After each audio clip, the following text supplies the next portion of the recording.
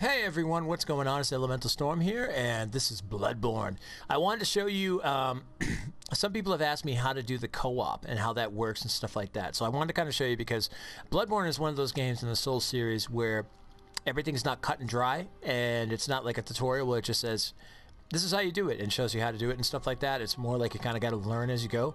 So I figured this would be a great video to show you guys how to do co-op, so when you're looking to like fight certain bosses, things like that, and also some information on how co-op works, what levels you can be, etc, etc. So let's get right into it. Again, this is Bloodborne, and this is how you do co-op and with your friends and without, and with just random people. So here we go. So the first thing beyond anything else is you're going to go to the Hunter's Dream. Now, the first thing you're going to want is the Beckoning Bell. I'm going to show you what that looks like here. And the Beckoning Bell, this is the first bell you're going to want. Now, if you ever played a Souls game, pretty much it's the same kind of situation as like when you put your runes down, or when you put your use the chalk on the ground and it shows up and it says, oh hey, you can join here and blah blah blah blah blah. So it's kind of the same thing, but the Beckoning Bell, what that does is that beckons a fellow player. Now it can be one of two ways. You could do it with just like a normal, like just someone else that's out there in the world running around, or it summons a friend. Now you can set it up to just your friends only and stuff, and I'll show you exactly how to do that. But first, let's talk about how to get the Beckoning Bell. So the first boss that you meet, called the Cleric Beast, and I'm gonna make sure I keep any spoilers out of the way, but on the bridge, you're going to meet the first boss, the Cleric Beast. Some of you might beat him the first time. Some of you might have difficult and stuff, and that's perfectly okay. If you get killed the first time, don't worry, because when you come back here, this is also, and I'm going to also put this kind of like a little tutorial section for this. This also opens up this situation, the doll. And the doll is made for basically what you do is you can level up your character. Now, in a Souls game, this is always a key thing because you want to start leveling up the stuff you want to do to work on your character. Like me, I'm doing vitality, skill, and endurance and stuff, making kind of a Dex character style. So he's kind of very quick and whatnot. So that's one thing you want to do right off the bat. Now, when you see the first boss, what it does is it gives you a thing called Insight, and we're going to go here and I'm going to show you what Insight is. So if we go to our stats, and if you hit R3, now this is also a great thing in any Souls game. You can learn what all these different things are. Now, Insight, which is right here, is the level of insight or depth of inhuman knowledge needed to ring the special bell but induces frenzy.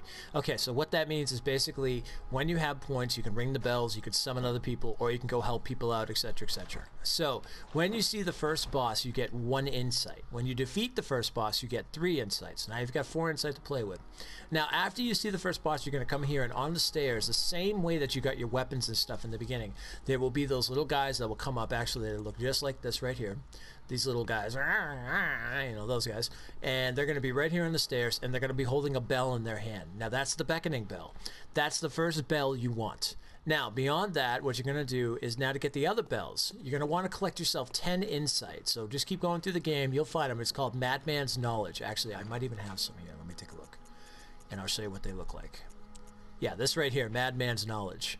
Skull of a madman, touched by the wisdom of the great ones, used to gain insights. When you use these, you gain insight. Now, when you have 10 of them, if you come right out here inside the Hunter Dreams in the house, you're going to find these little guys are going to pop up here.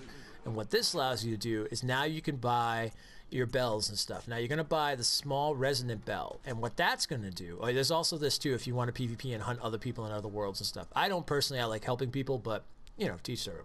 You can also get different things too, and you also can get some different armor and things like that. But anyway, let's get to the small Resonant Bell. So when you get the small Resonant Bell, which is right here, now what this will allow you to do is when someone hits that Beckoning Bell, you'll be able to go in that area and be able to meet up with them and stuff. Now, the thing though, the key here to remember is it's a 10 level ratio. So if you're 10 levels higher than that person, you might, I think it's like over 10 levels, I should say. If you're over 10 levels higher than that person, you're not going to be able to help them out. And it goes kind of the same in the, you know, in the downward. If you're like 10 levels below that person, you're not going to be able to help them out and stuff like that. So just to give you a heads up on that, you have to be within that ratio of 10 levels from each other. So if, say, I'm like, if I'm 43, that means I can only really help people that are around like 30. I think it's like, actually not even 30, I'm sorry. It has to be about 33, maybe 32. I don't know for sure, because I did see that there's like a little bit of slight difference in the level, but, and then I can have someone help me who's about up to 53, or I think like 53 or 54 at the most. So So that's how that works. Now, in terms of using the bell for your friends and stuff, now let's say you want a co-op partner to come in and help you with a boss and things like that stuff. So what you'll do is you go to an area. Now, as you can see, the Beckoning Bell is grayed out. When it's not grayed out, you're going to go ahead, you're going to hit the bell. Right now, it's going to say that it's going to show I don't have the bell. And it's going to go off. Now, in order for your friends to join you, though, if you want just your friends to join you and that's it, you're going to go to your network settings. You make sure you're worldwide, by the way. This is one of the key elements to co-op and stuff, because that means anybody from any region can come find you. And you're going to change your password and stuff. You're going to put a password in. You're just going to click it. It's going to come up just like that, and you're going to put a password in. What that password does is that allows your friends, if they have the same password, to come and help you, and nobody else can come help you, basically. So it's basically, it kind of restricts it from other people coming in, but only your friends. So in my case, when I stream, I have all my Storm Knights and stuff like that. I give them my password and say, hey guys, come on and come help me if you want, or I'll come help you, etc., etc. Now, that's the thing. You got to hit the Beckoning Bell when it shows up, and the other person has to hit the small Resonant Bell. The two bells will interconnect, and they'll come to your world, or you'll go to theirs, you know. So now this is also good too if you want to turn the password off and stuff, and you want to turn it worldwide. You can help other players by just going near a boss area and hitting the small Resonant Bell. And when anybody hits their Beckoning Bell, whoever it is, like they're not a friend, you know, just some random player out there in the world, and you want to help them, you'll gain insight every time you help them. So that's a great way if you want to basically like farm insight and stuff like that.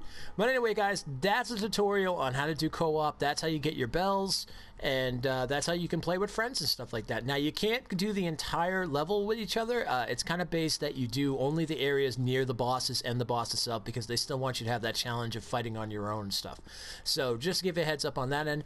I hope that helped. Hit that like button, please, if this helped out a lot with this video. And if you're not subscribed, hit my subscribe button. Hit the subscribe button to join up on my top 5 reasons to play, my first 10 minutes, and etc., etc.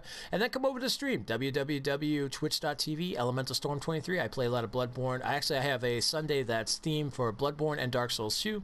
And my other days are RPGs, sci-fi, and horror games, with my wife joining me on Thursday. And we do Idiots in Suits, which is a criminal parody on GTA Online on Fridays. So come on over, come hang out. It's a blast. We're having a great time and growing like crazy, and it's always good to have new people come around. So anyway, huzzah, I'm out of here. I hope this helped you.